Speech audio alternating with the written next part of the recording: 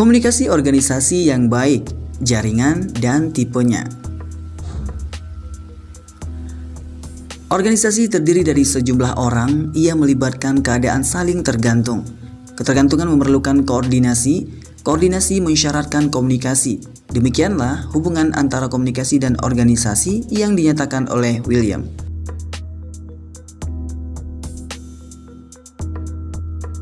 Komunikasi sangat penting dalam membina hubungan antar manusia yang terlibat dalam sebuah organisasi.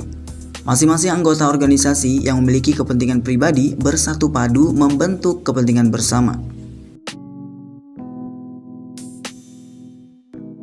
Verson dan kawan-kawan dalam bukunya Human Communication mendefinisikan komunikasi organisasi sebagai cara di mana sekelompok orang mempertahankan struktur dan ketertiban melalui interaksi simbolik mereka dan memberikan kebebasan bagi setiap individu untuk mencapai tujuan mereka.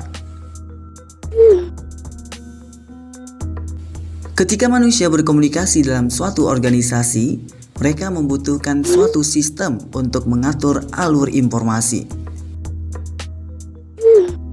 Secara umum, terdapat dua macam jaringan komunikasi dalam organisasi, yaitu formal dan informal. Komunikasi formal.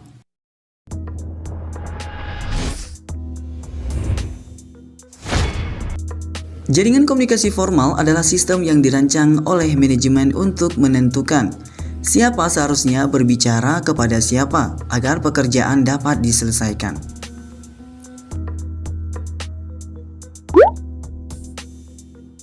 Jaringan komunikasi formal organisasi skala kecil lebih sederhana dibandingkan dengan jaringan komunikasi formal organisasi skala besar. Salah satu cara yang paling mudah untuk menggambarkan jaringan komunikasi formal adalah sebuah organisasi melalui struktur organisasi atau organigram.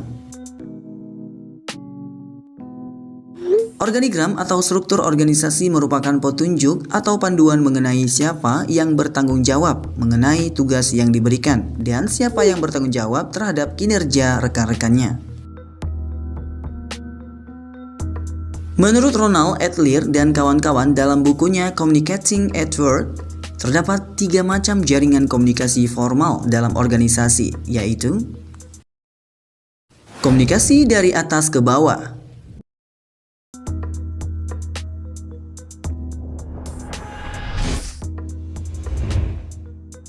Menurut Katz dan K, komunikasi dari atas ke bawah terjadi manakala pihak atasan mengirimkan pesan kepada bawahan. Adapun bentuk komunikasi dari atas ke bawah pada umumnya berupa instruksi pekerjaan, merupakan perintah mengenai apa yang harus dilakukan.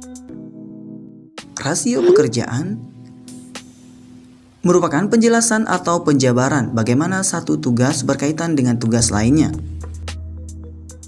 Prosedur dan praktis merupakan sekumpulan informasi mengenai peraturan, regulasi, kebijakan, dan keuntungan. Feedback atau umpan balik merupakan informasi mengenai seberapa efektif kinerja seseorang. Indoctrination merupakan informasi yang bertujuan untuk memotivasi para karyawan. Komunikasi dari bawah ke atas.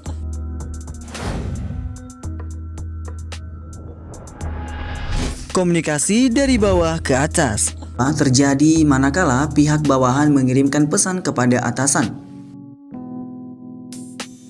Ada 4 tipe pesan yang dikirimkan, yaitu apa yang dilakukan oleh karyawan, masalah-masalah pekerjaan yang tidak terselesaikan, harapan-harapan untuk perbaikan, apa yang karyawan rasakan tentang rekan dan pekerjaan.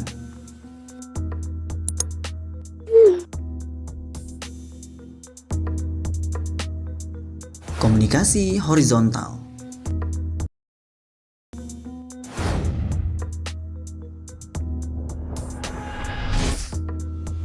Komunikasi horizontal terjadi dari berbagai pesan antar anggota dalam sebuah organisasi dengan kekuasaan yang sama atau seimbang, memiliki beberapa tujuan, yaitu koordinasi tugas, pemecahan masalah, berbagi informasi, resolusi konflik, membangun kebersamaan atau hubungan. Karena sifatnya yang tidak formal, seringkali desas-desus dapat menyebar melalui komunikasi horizontal. Kemudian, untuk memecahkan masalah yang timbul akibat proses komunikasi horizontal, maka diperlukan peran public relation. Public relation bergaul dengan karyawan untuk menggali dan mengumpulkan informasi serta menampung berbagai macam keluhan yang dirasakan oleh karyawan.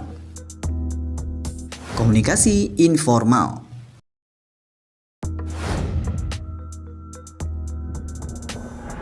Selain memiliki jaringan komunikasi formal, setiap organisasi juga memiliki jaringan komunikasi informal. Komunikasi informal adalah pola interaksi yang didasarkan pada pertemanan, kedekatan antar karyawan, dan saling berbagi dalam hal minat, karir, dan masalah pribadi. Membangun komunikasi informal yang kokoh bukanlah suatu kebetulan. Beberapa tahapan berikut dapat membantu mengembangkan kaitan-kaitan yang penting, yaitu mencari orang di semua level organisasi yang terpapar informasi, memperlakukan setiap orang dalam organisasi dengan penuh rasa hormat, mengajukan pertanyaan saat menemukan sumber informasi yang tepat untuk mencari kejelasan suatu kejadian. Jangan memamerkan jalur informasi. Tipe-tipe organisasi.